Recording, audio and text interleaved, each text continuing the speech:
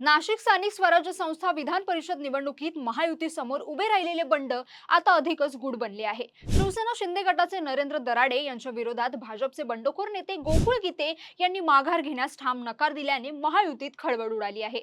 विशेष म्हणजे गोकुळ गीते हे भाजपचे संकटमोचक आणि मंत्री गिरीश महाजन यांचे अत्यंत निकटवर्तीय मानले जातात। अशा स्थितीत महाजनांनी प्रयत्न करूनही गीते माघार घेत नाहीत की या बंडाला महाजनांचीच मूकसंमती आहे या प्रश्नाने आता राजकारणात नवे तर्कवितर्क लढवले जात आहेत।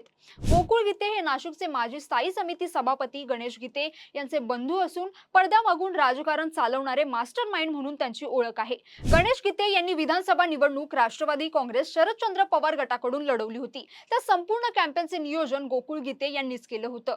पिंपळगाव बाजार समितीवर सलग 2 वेळा संचालक म्हणून निवडून येण्याची ताकद आणि आगामी जिल्हा परिषद निवडणुकीची तयारी पाहता नाशिकच्या ग्रामीण राजकारणात त्यांचे स्वतःचे वजन जास्त आहे। सर्वात महत्त्वाचं म्हणजे महाजन गटाचे खंदे समर्थक म्हणून त्यांची ओळख असल्याने त्यांच्या या बंडाकडे दुर्लक्ष करणं महायुतीला महागात पडू शकतं। यात गिरीश महाजन आणि उदय सामंत यांनी बंडाळी शमवण्याचे प्रयत्न केले, पण ते अपयशी ठरल्याचं सध्या चित्र दिसत आहे।